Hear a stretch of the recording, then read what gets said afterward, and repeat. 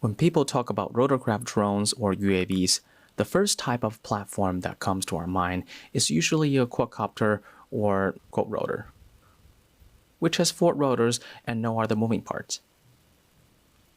But it might not be the most efficient type of platform at size or weight constraints. Bicopter is a viable solution that takes advantages of the size limit, resulting in a more efficient flight. Compared to quadcopters, bicopters come with larger and less number of rotors, meaning it can fly longer, quieter, and potentially carry more payloads. That's why there are more and more bicopters emerging in research. But most importantly, it looks cool.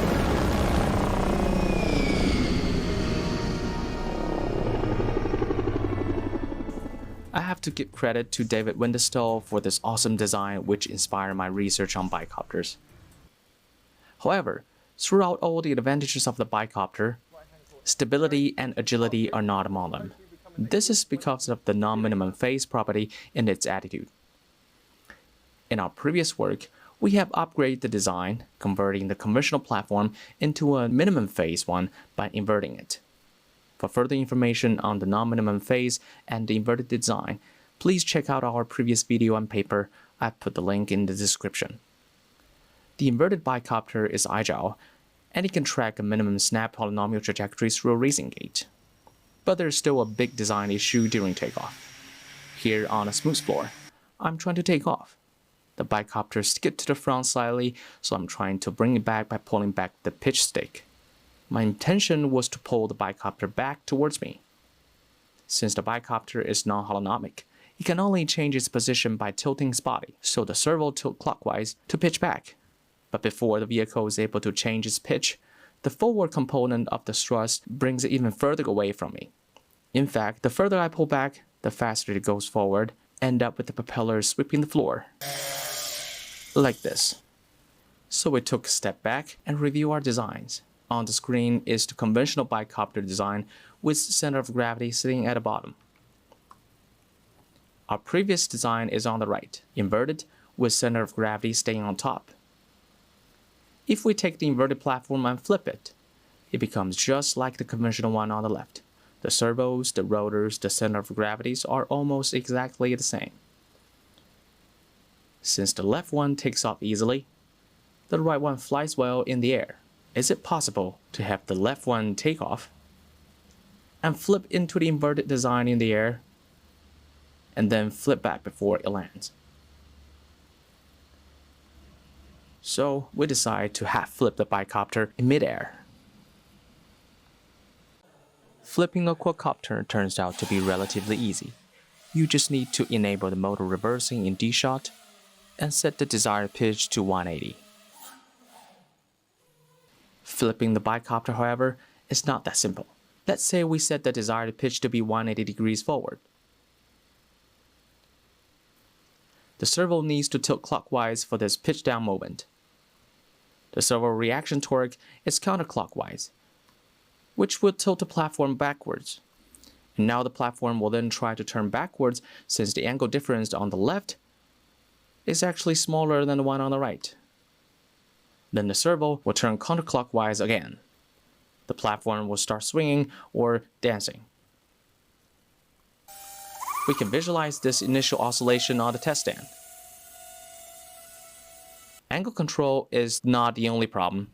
It's just the tip of the iceberg. Without a carefully designed trajectory, the position offset during flip can be quite large. In fact, it can be too large that goes out of hand. Misfortunes never come along. During test stand experiments, we also found an issue in motor reversing. Here, we triggered the motor reversing and they stop at the same time. Right there. They stop for a while trying to figuring out the spinning directions.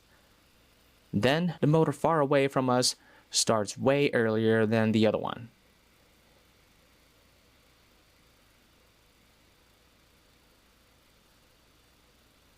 Now we need to solve these 3 problems before we can achieve successful half flip of a bicopter: angle control, position offset too large, and the motor reversing unsynced. We decide to solve the lower level problem first by running statistical analysis. then carefully design the trajectory and optimize it in simulation with particle swarm optimization algorithm. Here's the test stand we use for motor reversing experiment. It has a thrust load cell and a torque load cell. On the test stand, we command the motor to go from clockwise to counterclockwise. You can see in these two runs, the motor decelerate and accelerate in roughly the same amount of time. The reversal delay here in red are quite different and is somewhat stochastic. So we did 200 experiments on 5 throttle levels, each with 20 clockwise reverse and 20 counterclockwise reverse. Statistically, the reversal delay is not dependent on the throttle or spinning direction. The histogram of the reversal delay shows a clear form of probabilistic density.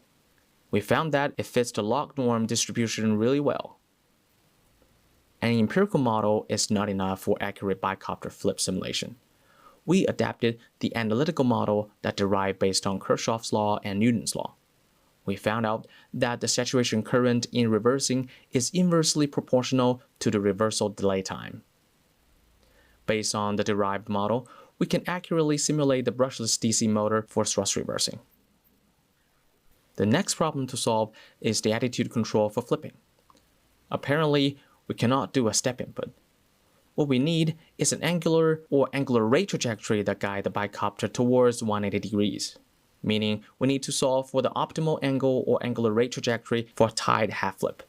The half flip motion consists of mainly 3 parts: ascending, flipping, and recovering stage. Here's the angle and throttle command trajectory we designed. It can be parameterized by 4 timing variables, including the throttle boost time, the maximum angular rate, the angular rate feed-forward time, and the expected total flip time. These 4 variables fully describe a trajectory, denoted by P here. The goal is then to solve for the best trajectory that minimizes the position offset and the total settling time. But wait a second, there's randomness in the system that we cannot control. We can simulate the motor reversal delay based on its probabilistic density, but we can't control the delay time. What if the optimal trajectory requires the motor delay time to be somewhere too short or too long? In other words, the optimization can be pushing too hard that is actually unachievable in real system. We decide to take a more conservative approach. Let's call this performance index function f, which is a function of the random motor reversal t delay. For each of the trajectory, we run 5 times given random t delay following the log norm distribution. Then, we take the worst one out of 5 as the result of the trajectory.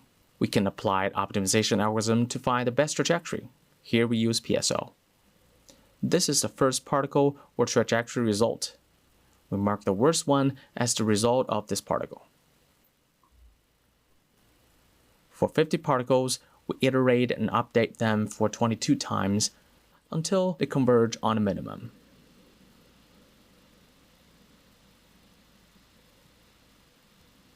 The best simulated trajectory from upright to inverted flight has x offset less than 0.64 meters and height change within 0.42 meters.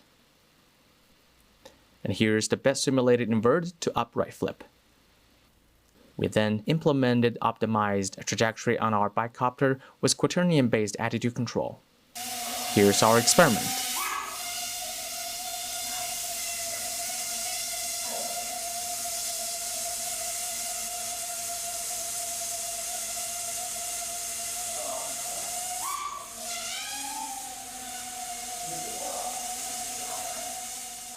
We didn't measure it, but we do achieve a pretty high successful rate. I would say definitely more than 60%. Thanks for watching. Please leave the thumbs up if you like this video. We'll continue the research on bicopters.